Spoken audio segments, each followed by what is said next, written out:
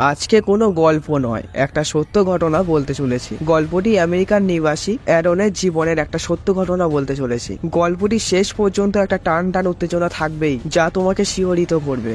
আজকে গল্পের বিষয়ে বেশি কিছুই বলবো না, কারণ গল্পটি দেখো, অনুভব করো।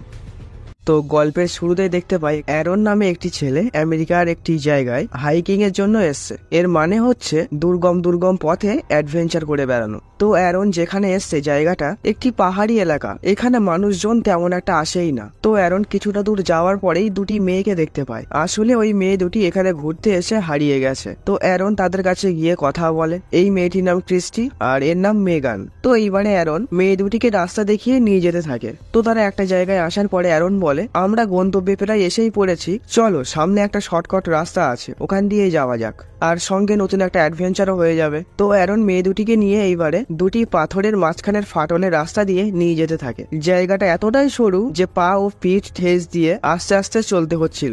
তো এমনই কিছুক্ষণ চলার পরে অ্যারন পা ছেড়ে দেয় এবং সে সোজা নিচে খাদে চলে যায়। এতে মেয়ে দুটি খুব ভয় পেয়ে যায়, কারণ তারা ভাবে অ্যারন হয়তো এখান থেকে স্লিপ খেয়ে পড়ে মারা গেছে। কিন্তু কিছু মুহূর্ত পরে নিচ থেকে তারা অ্যারনের কথা শুনতে পায়। আসলে ওই পাথরের নিচে ছোট্ট একটা জলাশয় ছিল, আর অ্যারন ইচ্ছা করেই ওখানে লাফ মেরেছে। আসলে অ্যারন এই এলাকায় অনেকবার এসছে, ওই জন্য কোথায় কি আছে, কোন রাস্তা কোথায় গেছে ও সব জানে। অ্যারন ওপরে মেয়ে দুটিকে নিচে আসতে বলে, তারাও একে একে ওপর থেকে লাফ মারে। তারপরে এই তিনজন ওই জলের মধ্যে খুব মজা করে। তো এখানে বেশ কিছুটা সময় কাটানোর পর তারা আবার বেরিয়ে পড়ে। তো ক্রিস্টি আর মেগানের গন্তব্য এসে যাওয়ায় অ্যারন তার অ্যাডভেঞ্চারে আবার বেরিয়ে পড়ে। তো চলে যাওয়ার সময় অ্যারন ক্রিস্টি আর মেগানের সঙ্গে একটা ছবিও তোলে। ক্রিস্টি আর মেগান অ্যারনকে বলে, কাল রাতে একটা পার্টি আছে, তুমি চলে এসো, ওখানে আমরা একসঙ্গে পার্টি এনজয় করব।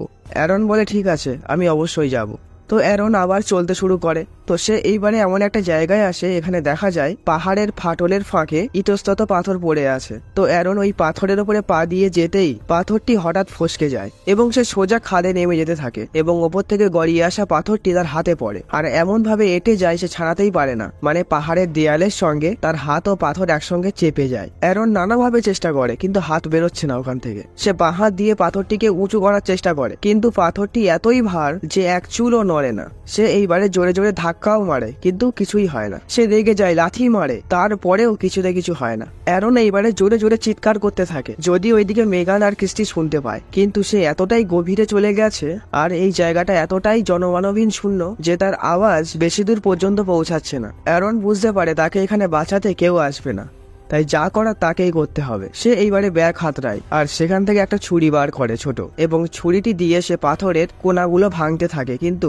ওইটুকু ছুরি দিয়ে ওই পাথরের এক কোনাও ভাঙতে পারে না। তো এমনই করতে করতে রাত হয়ে যায়। তো অ্যারন এইবারে তার সঙ্গে থাকা একটি দড়ি ওপরে ছড়ে এবং সেটি একটি পাথরে বেঁধে যায়, এবং দড়িটিকে দোলনা হিসাবে ব্যবহার করে সে রাতটা কোনো রকমে কাটিয়ে দেয়।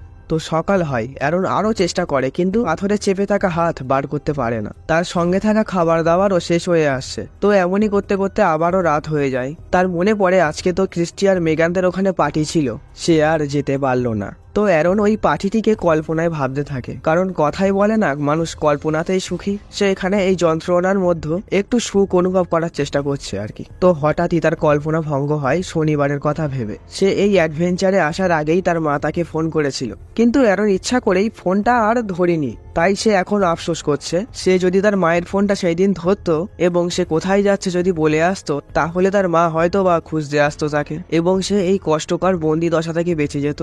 তো এবারে দেখা যায় সোমবার, সে এখানে 2 দিনেরও বেশি সময় ধরে আটকে আছে। তো অ্যারনের মাথায় একটা বুদ্ধি আসে, যে পাথরটি তার হাতের উপরে চাপা পড়ে আছে সেই পাথরটির সঙ্গে একটা দড়ি বাঁধে, এবং যে দড়িটির সাহায্যে সে দোলনা মতো করে ঘুমায়, সেই দড়িটির সঙ্গে এই পাথরে বাঁধা দড়িটি একসঙ্গে বাঁধে এবং গায়ের জোরে টানতে শুরু করে, যাতে তার হাতের উপরে থাকা পাথরটি আস্তে আস্তে ওপরের দিকে উঠতে শুরু করে এবং সে হাতটা সেখান থেকে বাঁচিয়ে নিতে পারে। কিন্তু কোনোভাবেই কিছু হচ্ছে না। সে এইবারে দড়ি ধরে প্রায় ঝুলেই পড়ে, নিজের শরীরের সমস্ত বল প্রয়োগ করে, কিন্তু পাথরটি 1 ইঞ্চিও নড়ে না, কারণ পাথরটি ছিল খুবই বড় এবং ভারী। অ্যারনের এইবারে খুব রাগ হয়, তাকে এখান থেকে যে কোনো মূল্যেই বেরোতে হবে। সে একটা কঠিন সিদ্ধান্ত নেয়, সে তার হাতই কেটে বাদ দিয়ে দেবে, এবং সে ছুরিটি বার করে তার হাতটি কাটার চেষ্টা করে, কিন্তু ছুরিতে একদমই ধার ছিল না, তার হাত কাটেই না। তো অ্যারন এইবারে ক্যামেরা অন করে আর বলতে শুরু করে, তোমরা জানো কেউ কখনো চাইনিজ প্রোডাক্ট কিনো না, কারণে থেকেও নেই, প্রয়োজনের সময় কখনো কাজেই আসবে না। তো এরকমই কিছু মুহূর্ত কেটে কেটে যায়।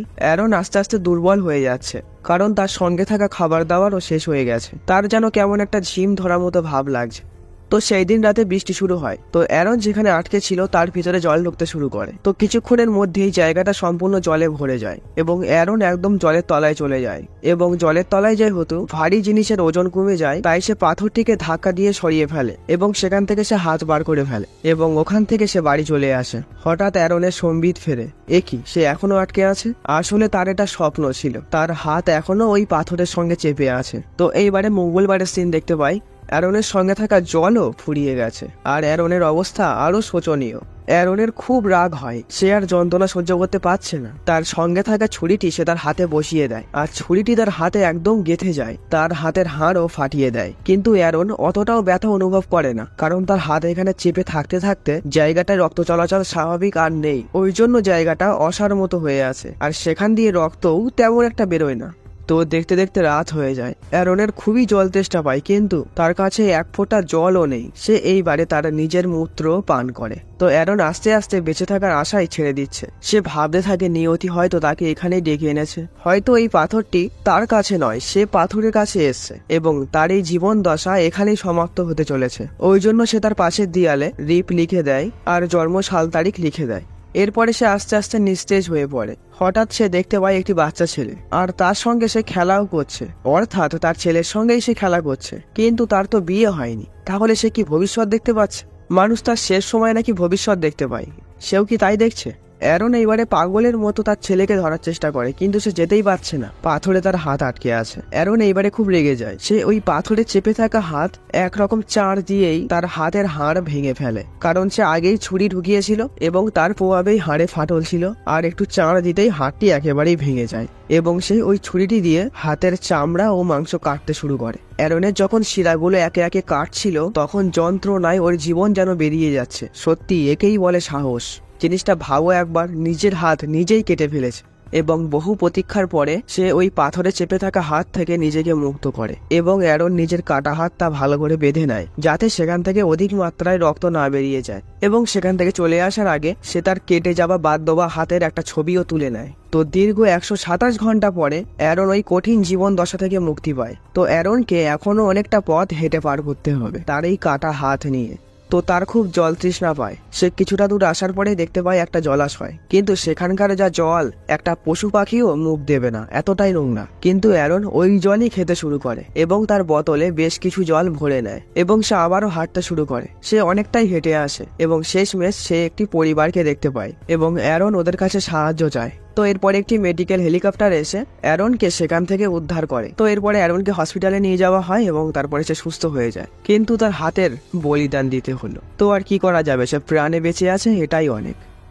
তো 3 বছর পরে অ্যারনের বিয়েও হয় এবং 2000 সালে তার একটা ছেলেও হয় এবং তার চোখে থাকা ভবিষ্যৎ যেন সত্যি হয়ে যায়। এত কিছু ঘটে যাওয়ার পরও অ্যারনের কিন্তু অ্যাডভেঞ্চারের নেশা কাটেনি। সে এখনো নানা জায়গায় অ্যাডভেঞ্চারে যায়, কিন্তু অ্যারন এখন কোথাও যাওয়ার আগে সে তার পরিবারকে আগে জানিয়ে যায়, কারণ সে যদি কোনো বিপদে পড়ে একমাত্র তারাই ছুটে আসবে। আর এখানেই গল্পটি শেষ হয়ে যায়। তো কেমন লাগলো অবশ্যই জানিও। আজকের মতো টাটা।